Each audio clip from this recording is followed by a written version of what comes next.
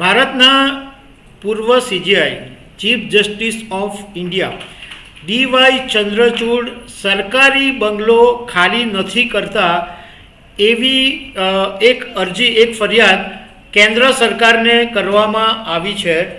અને ડીવાય ચંદ્રચૂડે પોતાનું સ્ટેન્ડ પણ રજૂ કર્યું છે કે એમણે શું કામ આ બંગલો ખાલી નથી કર્યો. બે વખત એમનો જે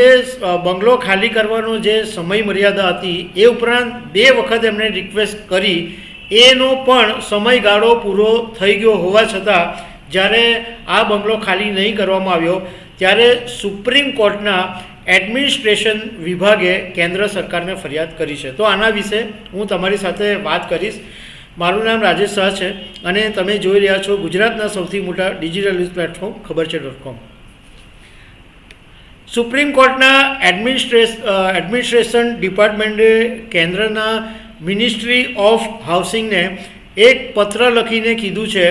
કે પૂર્વ CJI chief justice of India DY Chandrachud સરકારી બંગલો ખાલી નથી કરતા અને એમનો જે બંગલો છે એ દિલ્હીના કૃષ્ણ મેનન માર્ગ ઉપર બંગલા નંબર 5 આવેલો છે અને આ બંગલાને તાત્કાલિક ખાલી કરાવવામાં આવે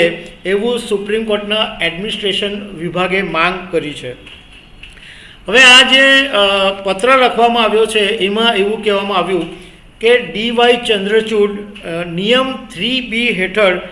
નિર્ધારિત સમય કરતાં વધુ સમય રોકાયા છે અને બે વખત એમણે વિનંતી કરી હતી એક્સટેન્શનની, એ વિનંતીનો પણ સમય પૂરો થઈ ગયો છે. ત્યારે હવે આ બંગલો ખાલી કરાવવામાં આવે એવું કહેવામાં આવ્યું છે. ભારતના પૂર્વ chief justice of India DY Chandrachud 10 November 2024ના દિવસે નિવૃત્ત થયા અને આમ તો એમનો જે કાર્યકાળ હતો એટલે જે સરકારી બંગલો ખાલી કરવાનો જે સમય હતો એ તો 10 મે પહેલાંનો હતો, પરંતુ 31મી મે 2025 સુધીની એમની જે રિક્વેસ્ટ હતી એ પણ સમાપ્ત થઈ ગઈ છે. એટલે સુપ્રીમ કોર્ટના એડમિનિસ્ટ્રેશન ડિપાર્ટમેન્ટે એવું કીધું કે આ નિયમોનું ઉલ્લંઘન છે અને ડીવાય ચંદ્રચૂડે પાસેથી હવે બંગલો ખાલી કરાવી દેવો જોઈએ. જો કે પૂર્વ chief justice of India D Y ચંદ્રચૂડે પોતાની વાત બી કરી છે અને એમણે એકચ્યુઅલી ડીવાય ચંદ્રચૂડની જે ઇમેજ છે એ બહુ એકદમ જેન્યુઅન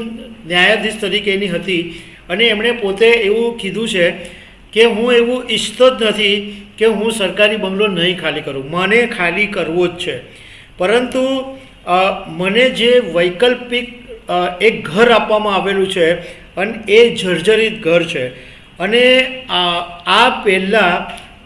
ડીવાય ચંદ્રચૂડ પછી જસ્ટિસ સંજીવ ખન્ના પણ આવી ગયા અને અત્યારે B R. Gavai chief justice of India છે. આ બંને જજે આ બંગલામાં રહેવાની ના પાડી દીધેલી અને ડીવાય ચંદ્રચૂડે કીધું કે મેં જસ્ટિસ સંજીવ ખન્નાને પણ પત્ર લખીને વિનંતી કરી હતી કે મારી જે 2 દીકરીઓ છે એમના માટે મને ખાસ સુવિધાની જરૂર છે, જે મને વૈકલ્પિક ઘર મળ્યું છે એમાં મળી શકે એમ નથી. હું ઘણા બધા ઘરો, હોટલો બધી જ જગ્યાએ હું જોઈ ચૂક્યો છું, પરંતુ એ મારા દીકરીઓને અનુરૂપ નથી અને એ મળશે એટલે હું મારું ઘર તરત જ ખાલી કરી દઈશ એવી એમણે જસ્ટિસ ખન્નાને પત્ર લખીને વિનંતી પણ કરેલી, પરંતુ એ પછી તો એમને કોઈ જવાબ નહોતો આવ્યો. હવે ડીવાય ચંદ્રચૂડ વિશે જે લોકો જાણે છે એમને ખબર છે, પરંતુ કદાચ જે લોકો નથી જાણતા એમને હું થોડુંક કહેવા માગું છું કે આ એવા સીજીઆઈ છે કે જેમને પોતાનો એક દીકરો તો હતો, પરંતુ એમણે એવી 2 દીકરીઓને દત્તક લીધી હતી કે જે દિવ્યાંગ બાળાઓ છે અને એકદમ ગરીબ પરિવારની આ દીકરીઓને સીજીઆઈએ દત્તક લીધી છે. એમાંથી એકનું નામ પ્રિયંકા છે અને એકનું નામ માહી છે અને આ બંને જે દીકરીઓ છે એને નેમાલાઇન માયોપેથીની બીમારી છે અને ડીવાય ચંદ્રચૂડ અને એમના પત્ની બંને આ દીકરીઓને એટલું સારી રીતે રાખે છે કે ડીવાય ચંદ્રચૂડે એક ઇન્ટરવ્યૂમાં એવું પણ કીધેલું હતું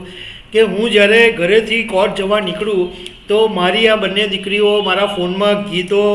ડાઉનલોડ કરી દે અને મને એ હું સાંભળતા સાંભળતા હું સુપ્રીમ કોર્ટ સુધી પહોંચું.